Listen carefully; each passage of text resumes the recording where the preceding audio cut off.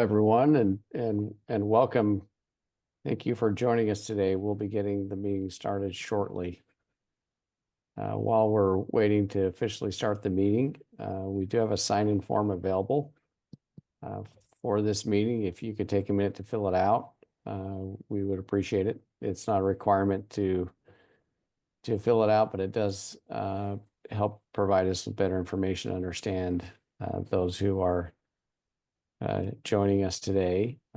There is a link to the sign-in form in the chat. So if you select the chat function at the bottom of your screen, you can link to the sign-in form and fill it out and submit it. If you'd be willing to do that, that'd be great. We'll get started, and we'll give everyone another minute or so to log on, and then we'll get started. All right, why don't we get started? And those who may join us partway through, hopefully we can address any questions that they may have as they join. Again, good afternoon, everyone.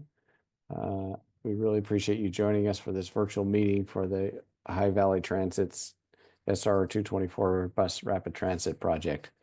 My name is Dave Smith. I'm part of the public involvement team on the project, and we'll be moderating this meeting this afternoon, along with several other members of our team. This meeting is being recorded and will be available to view on the project website at a later date. I would like to do just a quick overview of the agenda and participant guidelines to give everyone an idea of what to expect today. We'll be going through a meeting overview, followed by a presentation. And then after the presentation concludes, we'll transition to the Q&A and breakout session portion of the meeting. During the presentation, the project team will give an overview of the project and an update on the project's final design. After that, we'll have an open group question and answer session for those who want to stay in the general group. And then speakers will be able to turn on their own video when commenting if desired. We will take verbal comments submitted through the Q&A chat. Happening at the same time as the Q&A session, we will offer breakout sessions for participants who would like to learn more about the type of property impacts if their property is in the project boundary. These breakout sessions will be structured as one-on-one meetings, providing an opportunity for you to connect directly with our road designers if you have specific questions about potential right-of-way issues and impacts to your property. There will be 2 breakout rooms dedicated to these discussions as needed. If we have had folks who signed up in advance for these breakout sessions, they will be given priority for these one-on-one discussions. And if you did not sign up in advance but would like to participate, we'll share a sign-up form in the chat. So make sure you notice where the chat button is located on your screen, as we'll be posting various things in that chat throughout this presentation and meeting. Go ahead and fill out the form if you want to be involved in one of those breakout sessions and have a one-on-one discussion, and we'll do our best to accommodate you during the meeting. If we're unable to get to you today, or if your questions don't get answered during the breakout session or the Q&A, individual meetings outside of this meeting today and our in-person meetings are available upon request. Please make sure to contact Erica Mendoza, one of my colleagues, to schedule a meeting with a member of our team at your convenience. We'll provide her contact information in the chat as well, so that you can email her to schedule one. Questions and comments made publicly through online tools during this meeting must adhere to our guidelines for respectful online interaction. Any questions or comments that violate these guidelines may be removed at our discretion to ensure a productive and inclusive environment for all participants. Just a reminder that we do have a sign-in form available for this meeting. If you could take a moment to fill it out, we would appreciate it, just so we know who's with us today. Even though signing in isn't a requirement, it does help us to understand who we're interacting with and better understand the needs of the community. So again, keep an eye on that chat section of your screen to follow the different things that you can sign up for and register. As you're following along with the presentation, if you can't see the graphics clearly, all the graphics are on display boards, which are available to view on the project website. So if you can't see something in the detail that you can because of the size of your screen, you can go to the website and see those in greater detail and in larger format. Thank you for letting me walk through the logistical details of the meeting today. And I'm going to turn some time over to Gabe to introduce himself and the team and and then proceed with an overview of the project. Gabe? Thanks, Dave. Hi, everyone. My name is Gabriel Shields, and I am the High Valley Transit Program Manager for the SR-224 Bus Rapid Transit Project. Before we get to the presentation portion, I would like to take a minute to introduce some key members of our team. I truly have the distinct privilege of leading this team, and I'm excited to introduce some of the folks that are going to be interacting today. So Caroline Rodriguez is our Executive Director. She needs no introduction herself. Christy Chenal assists me on the delivery of the program side. Gary Horton delivers on the design, and Maverick Givens leads our construction effort. Assisting Maverick Givens is Zeb Hutchison. On Maverick's team, he has Andy Neff for communications. On the program team for communications, we have Lindsay Ferrari, who's assisted by Hillary Robertson. And then we also have Erica Mendoza, who works on the Penn Powers team for communications as well. On the design team, we have Loretta Markham, who manages the environmental effort. We have Brandy Davenport, who leads right-of-way acquisitions. And then leading the roadway design is Mark Bedke and Manuel Zamora. They're going to be available after this meeting for one-on-one conversations. And then finally, we have Jarl Jacobson, who leads our station design piece. All right, now that everyone has been introduced that you're going to hear from today, we'll move on into the presentation. So as you can see, this project really has been in the works nearly a decade. Beginning from 2016 into 2020, we focused on the alternatives analysis. And the way I describe this is that's where we Kimball Junction and go down to Old Town with several stops along the way. From 2021 to 2023, that's where we try to understand what are all the things environmentally that we need to be aware of that we can eliminate impacts, or where we do have impacts, try to mitigate those as much as possible. Moving into the current phase, we are in the project design phase. So at this point in time, the team that we have assembled, we are putting on paper the actual designs that will be constructed starting this fall. We intend to break ground this fall with a construction that will run through the summer of 2028. All right, so on this slide, really what we want to talk about is the core purpose of BRT on SR-224. Really, our goal is clear with this project. We are trying to provide access for the entire community while preserving the cherished mountain lifestyle that we all have. You know, really, this is about creating a community around transit where we can grow into the future without continuously widening the road for cars. All right, so what is 224 Bus Rapid Transit? So SR-224 BRT is a combination of dedicated bus lanes and mixed flow lanes from Kimball Junction to the Old Town Transit Center in Park City. This will feature 6 locations along the corridor to get on and off the bus at 6 convenient locations with increased enhanced amenities. We're committed to providing increased service from 7 a.m. until midnight, 6 a.m. to midnight, 7 days a week, ensuring access at all times of the day. Additionally, this service will scale up during peak periods. Additionally, this project will feature brand new buses that are electric and feature ADA access. At this point, I will hand it over to Gary Horton, who will talk about some of the benefits of our 30% design. One more for me. Project benefits. So there's a number of benefits that BRT brings on this corridor, and a couple I'd like to highlight is first on mobility. So this is faster, more efficient transit for all transit vehicles on SR-224, as well as school buses and emergency vehicles. Looking at sustainability, bringing in these electric buses that reduce greenhouse gas emissions from tailpipes. On active transportation, we've realized several opportunities with our partners to add new trail connections along the corridor and add some improvements on areas that needed some addressment. And then finally, access. High Valley really looks at being the regional transit provider to provide access to the community through a dignified transit experience. And this project really meets that mark to elevate transit for all. All right, at this time, I will hand it over to Gary Horton to discuss our 30% design. Good afternoon. Excited to be here. A little bit of background as a resident of the basin.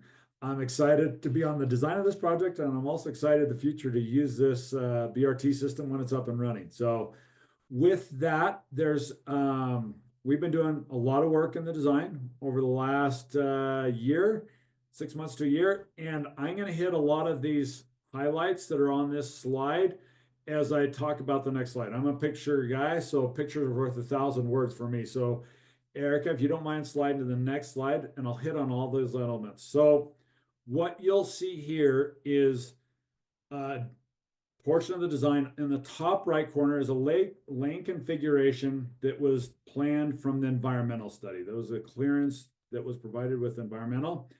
And since that time, as we've refined this design, we've been able to make some significant changes in the design to provide the same product, but with less impacts. Up in the top figure from environmental, there was anticipated roughly 20 feet of widening on each side of the road.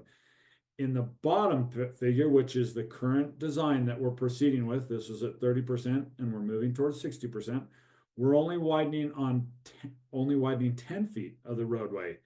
So what that means, there's fewer construction impacts, there's reduced right-of-way impacts, and lane widening is on one side of the road or the other. This is the bottom picture is a snapshot of one portion along the corridor. The widening could be on the left side or the right side or the east or west if you're looking at that from that perspective. This also helps with some cost reduction measures overall on the project. And also wanted to let everyone know, we've been working with a construction management general contractor in reviewing this design that you're seeing right here. So let me talk more detailed about this design. Actually, go back one more, sorry, still back where. So this portion of the project where you see from Kimball Junction right past Thanes Canyon Road, right as you get into Kearns Boulevard, we're looking to have an exclusive transit lane on either side, on both sides of the road, if you look in that bottom picture. So the bus and transit will have their own lane to travel up and down the corridor, which goes to what Gabe mentioned earlier on efficient travel times and timeliness.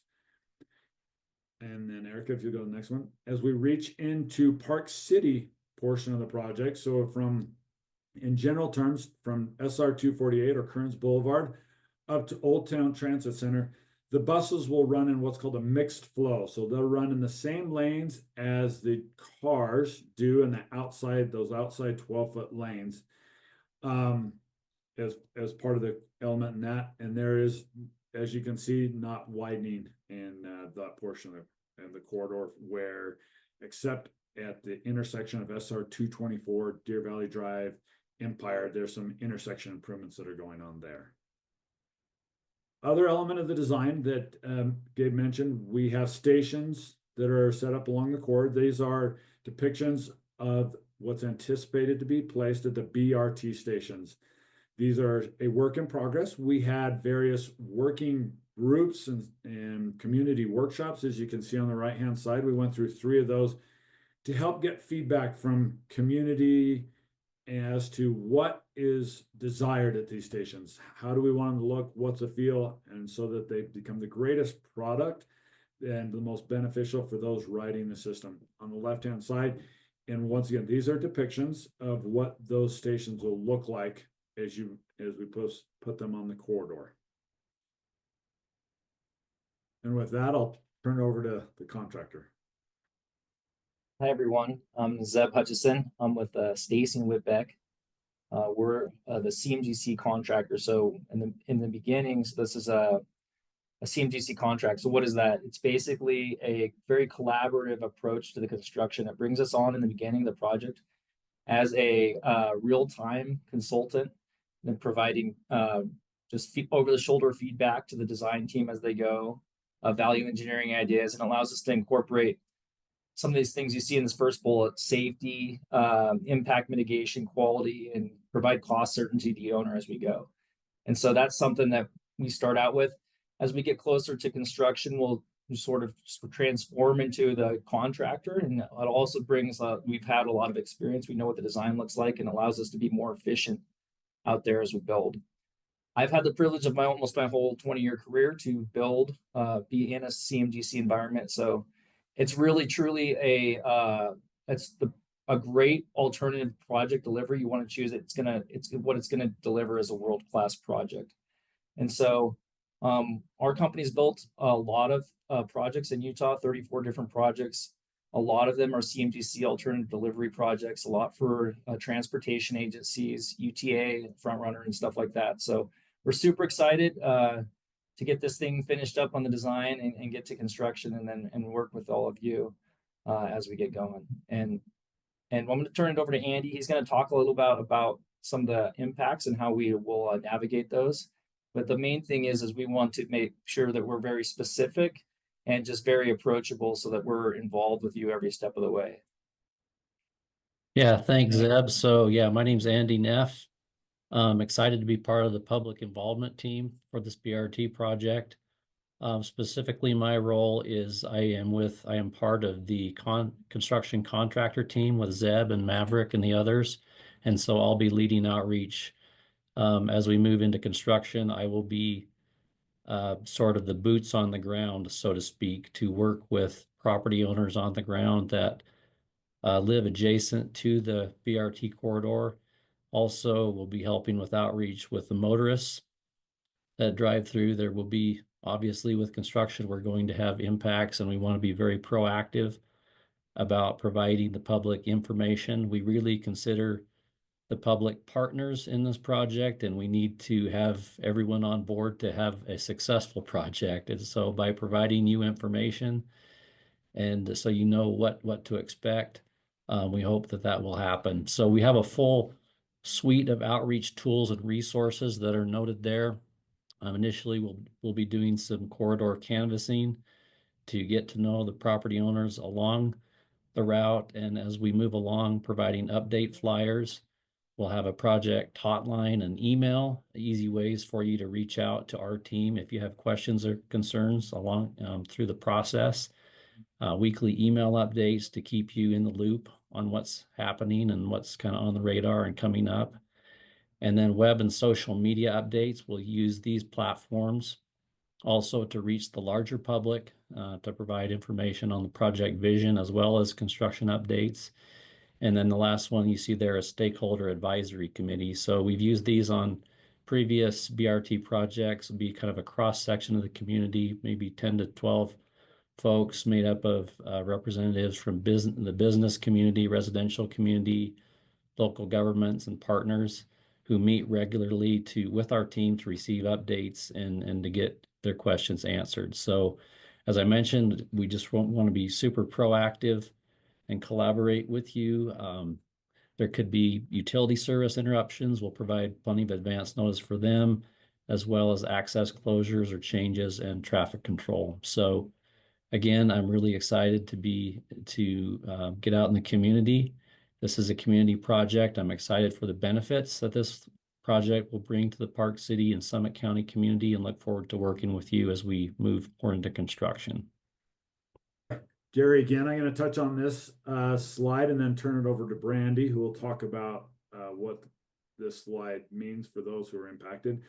So as I presented earlier, there are some areas we are widening the existing road from what it is today. And you'll see there are just a few screenshots of the area.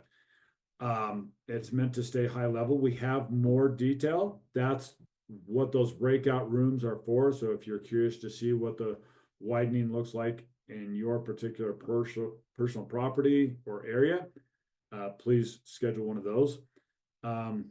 As mentioned, 10 feet of widening. There's also some side effects to that. There's some drainage changes. There may be some utility impacts. And with that, there is a need for potential right-of-way from various properties along the corridor. With that, I'll turn it over to Randy to talk a little bit more about what that means. Hi, I'm Brandy Davenport. I'm the right-of-way manager. And as Gary stated, we're getting closer to having the impacted parcels identified. If your property is impacted or someone you know, we will reach out to you and let you know that there will be an impact. The impacts will be evaluated likely by an appraiser or a qualified professional in the real estate business like myself.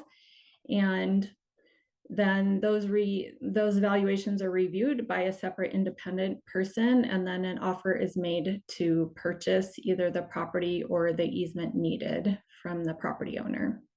There are no total acquisitions, meaning no businesses or homes that would need to be purchased in full on this project. There are some strips across typically the front or side of a property. There will be some temporary construction easements needed. Those are for blending purposes typically. So either the hardscape or landscaping may need to be adjusted so that the height matches the current road or trail or whatever it's adjacent to. And then there may also be some purchasing of easements for utilities. So we call those perpetual easements. So there will likely be some of those acquisitions needed also. Thank you, everyone. That concludes the presentation portion of the meeting today. We'll now begin transition to our Q&A session portion of the day. But before we get to that, we're actually going to begin the breakout sessions. So as I mentioned earlier, in these one-on-one meetings, you'll have the opportunity to engage directly with our road designers for more focused discussions on the potential right-of-way impacts that were just talked about. And the breakout sessions will begin with the folks who have signed up for a breakout session. If you have not signed up and would like to participate in one, please raise your hand now by selecting the raise hand function on your computer, and we'll sign you up for one. If you're calling in on a phone and are not on the screen and would like to participate, you can raise your hand by pressing 9* on your phone, and then we can try to accommodate you as best we can. If we can't accommodate you today, we will be happy to schedule individual meetings outside of this meeting today. And again, please be sure to contact Erica Mendoza to schedule a meeting with a member of our team that works for both sides. And again, her information will be provided in the chat function, or you can email her to schedule one of those meetings. For those that are staying on for the general Q&A session, we'll get that started shortly. We'll just give it a couple minutes for all the transitioning and then get started with the general Q&A session. Okay, let's go ahead and jump in. We'll now begin the general Q&A session, and we'll begin with verbal comments. If you'd like to speak, click the raise your hand button at the bottom of your screen, or again, press 9* if you're on your phone, and we'll give you a chance to speak and ask your question to our team members here.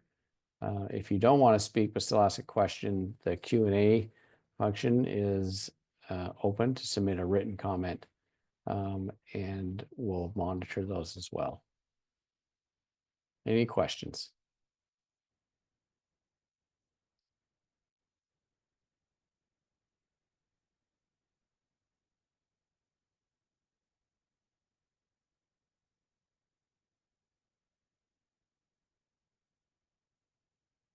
Maybe we answered all the questions in the presentation. If we don't have any questions, we could bring up some questions that we usually get in a lot of these types of meetings. Some of these questions here are pretty routine questions that we that we receive in-person and virtual meetings. And so maybe what we'll do is just have the project team answer some of these questions. Gabe, do you have members of the team that you'd like to address these questions? We can go ahead and just go through these from 1 to 8 and then entertain any other questions that we may have. Yeah, that works. Zeb, would you help me with the first question?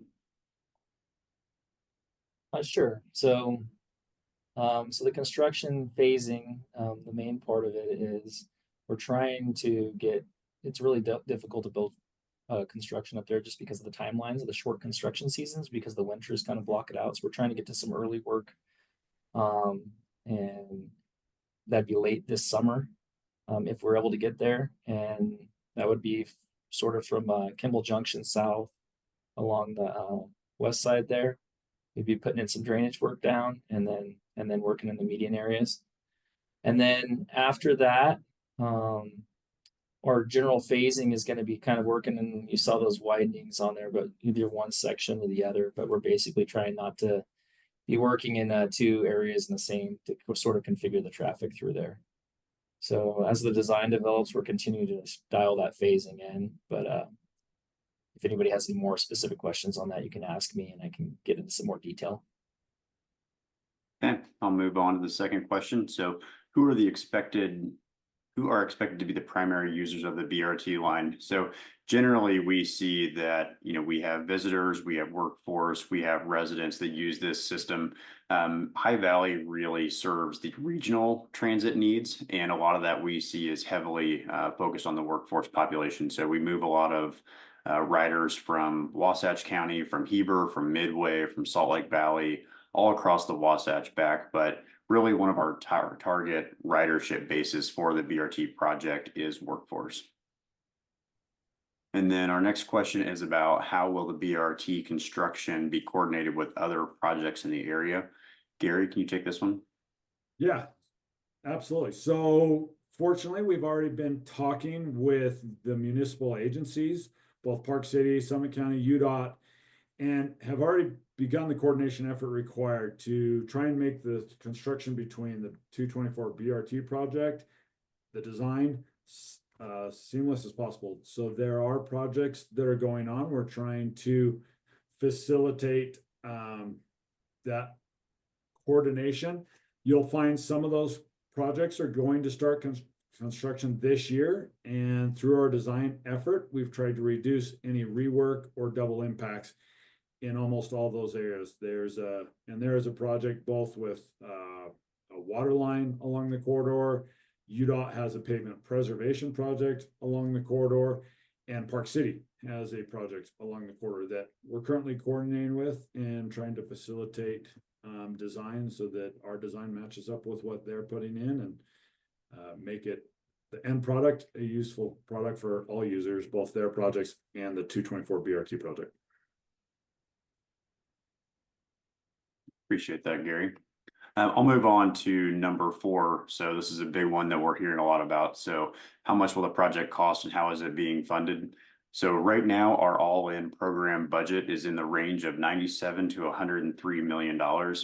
And this is really a generational project that we are really focusing on doing the right improvements at the right time. And as far as funding goes, that is kind of funded through a combination of federal, state, county, and local contributions. To date, we are over halfway funded, and we continue to pursue our funding strategy on that. We hope to have a solidified solution to our funding and as well as our total cost by the end of this summer. And I can take a stab at 5 if you want, Gabe. Sure.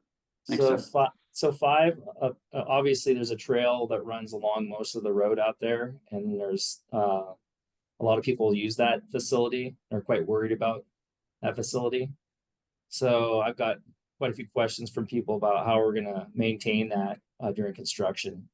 And while we're going to be either working on one side or the other, we'll maintain the one on the east side or the one on the west side to try to keep from impacting. There may be localized areas where we're pushing a new shelter and platform in there.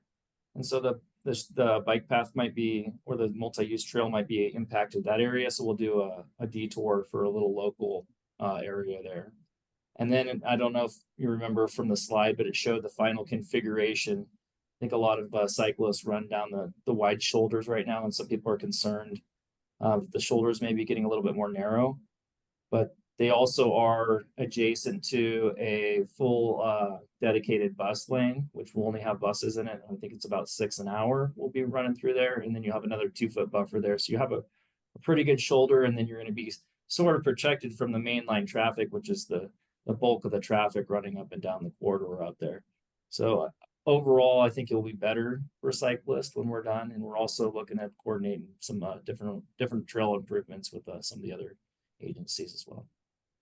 Yeah, I appreciate that, Zeb. That's where I was going to go next, is that, working with Summit County to understand, with the trails that are out there currently parallel to 224, while we're out there doing these improvements, how can we look at this from an all users framework to say, what else can we do for other folks moving up and down the corridor?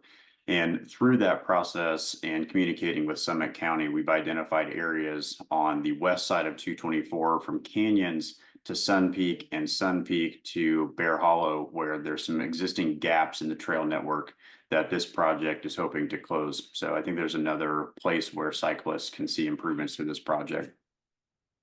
I'm going to move on down to 6 and 7. They're similar, but for number 6, these transit lanes are going to serve similar to shoulders for emergency vehicles. So it's additional space that emergency vehicles can use to bypass traffic as they need to move up and down the corridor.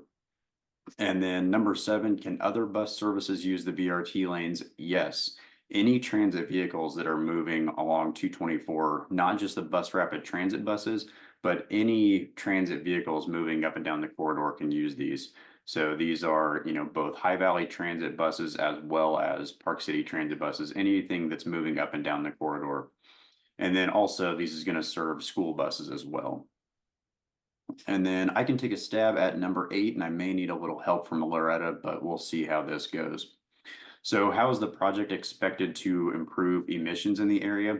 So when I think about this, I think about the way that we're able to provide 5,000 seats moving up and down the corridor without any tailpipe emissions. So, any cars that come off the road as a result of that is one piece. And then also, any traffic delays, cars sitting in traffic or buses sitting in traffic, idling, those are removed by this project. So Loretta, is there anything you'd want to add to that? No, I think you covered it. Those are the 2 aspects. So. Okay. Great. Thanks, Gabe, and the rest of the team for addressing those questions. At this point in time, I'll open it back up if there's any other questions that anyone may have. Feel free to verbalize those questions or put them in the Q&A.